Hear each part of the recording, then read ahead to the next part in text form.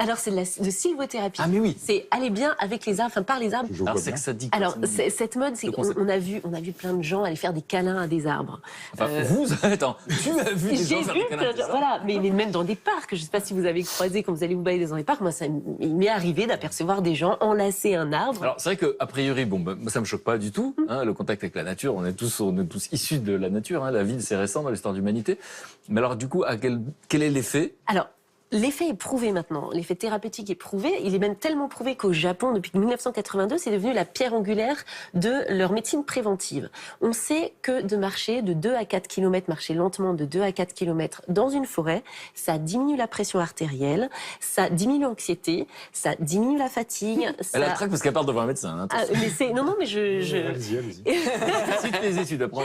Non, mais la nature, Il n'est pas japonais, il est la français. nature, c'est bon, mais pourquoi aller faire un câlin à un arbre? Alors après, le câlin à un arbre dit qu'on peut se connecter encore plus, que les arbres sécrètent des phytoncides, c'est comme ça que ça s'appelle, ce sont des petites molécules qui sont bactéricides, fongicides, et il y a tout un système de communication. Les arbres communiquent entre eux, les plantes communiquent entre eux. Donc là, le début, on est en train d'étudier toute cette nouvelle science, quelque part. Et on en sait encore très peu de choses. On pense que quand on se met contre un arbre, qu'on respire calmement, qu'on se met dans un état de méditation, quelque part, parce que déjà, il faut choisir son arbre. Et quel arbre tu irais choisir, toi? Est-ce que tu prendrais un chêne pour sa force? Moi, je prendrais avec beaucoup de lichen et beaucoup de mousse pour que ce soit doux déjà, pas quelque chose qui pique. Je dirais le noisetier pour la sagesse. Ah oui, le noisetier, c'est la sagesse. Et c'est ça, Du point de vue noisetier, de parce qui? que Ta grand-mère. il n'y croit pas du tout à cette histoire d'arbre. Donc sagesse, toi, noisetier tout de suite. Et donc, du coup, au Japon, ça existe. Ça existe. Les gens, on leur conseille dans quel type de situation, en fait, de faire Alors, en préventif, et c'est vrai que ce serait peut-être que dans les prochaines années, notre médecin nous prescrira une balade en forêt. On sait que d'aller se promener, par exemple, dans une forêt de cèdres du Japon, justement, ça, on a la pression sanguine qui diminue. On sait également que les zones, quand on fait des tests en laboratoire de quelqu'un qui va se promener en forêt ou qui reste sous un arbre, contre un arbre, enfin après c'est comment chaque personne se sent, on a la zone émotionnelle du cerveau, de stabilité émotionnelle qui est activée, tout simplement. Donc, alors que c'est pas du tout la même chose quand on va se balader en ville. Quand on va en ville, c'est pas du tout la même zone du cerveau qui est activée. Et puis après, sur l'effet bactéricide, c'est les huiles essentielles volatiles. Donc, quand on se balade dans une forêt de résineux, ça fait du bien aux voies respiratoires, ça fait du bien aux personnes Et asthmatiques. nous, on nous disait ça dans les Pyrénées, hein, d'aller faire ça. Non, c'est vrai, hein, d'aller dans les forêts de résineux, que ça ouvrait les bronches, ça faisait du bien, et voilà, donc On te le disait en japonais avec l'accent de Toulouse. Non. Tu m'agaces. Au Cameroun, on vit dans la forêt, donc on se pose pas vraiment la question. Ben voilà. Au Japon, ça s'appelle le Shirin-yoku. Le quoi? Le Shirin-yoku. Qu'est-ce que c'est? C'est le bain de forêt. Et donc, c'est vraiment une thérapie. Bon, réaction d'un psychiatre, professeur, qui est français et pas japonais. Alors moi, je soutiens votre cause.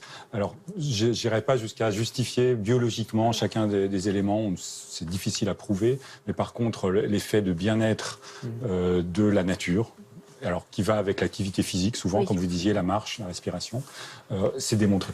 C'est démontré. Alors, les chiffres, par exemple, il y a des études récentes.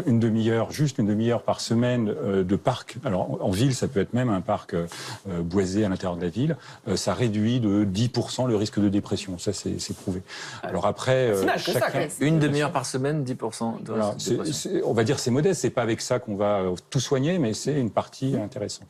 Après, le reste, c'est vraiment que ça rentre en résonance avec quelque chose qu'on a en soi. Vous n'oblierez pas un urbain acharné à aller à embrasser les arbres, ou en tout cas pas les cactus. David Guetta n'ira pas embrasser les arbres. Voilà. Donc c'est là que rentre en compte la disposition de chacun, et il faut que ça soit en harmonie avec soi-même. Marie. Écoutez, ce que vous dites me fait surtout penser à mon mari qui m'a beaucoup emmenée en nature, et je pense qu'il a raison, alors qu'effectivement je suis très urbaine. Vous sentiez des effets justement d'apaisement? Oui, bien sûr. C'est un calmant, oui. Blanche? Non, vous êtes Moi, je connectée à la suis nature? une Vous êtes fille de la urbaine? ville, donc c'est vrai que pour moi c'est un peu mystérieux, mais intéressant. Et moi, je vais vous dire, je suis un garçon de la ville. J'ai toujours vécu en ville. J'ai atteint un peu plus de 40 ans. À partir de là, quand je suis allé j'ai ce besoin d'y aller en forêt. Ouais, mais Je l'avais pas je avant. le conçois, ouais. qu'est-ce que ça me fait? Mais ça Oui. Mais je pense à un de vos confrères, Christophe André, qui avait publié justement un article là-dessus où il racontait ce que vous venez de dire. C'est-à-dire que je pensais que c'était une intuition. Mais au fond, il suffit de voir quand il fait beau, tout le monde se retrouve dans les parcs, à chaque fois très naturellement. Je crois qu'on a cet instinct-là. Mais je suis assez fasciné de voir qu'une intuition est de plus en plus prouvée scientifiquement. Oui. En fait, sur le système immunitaire.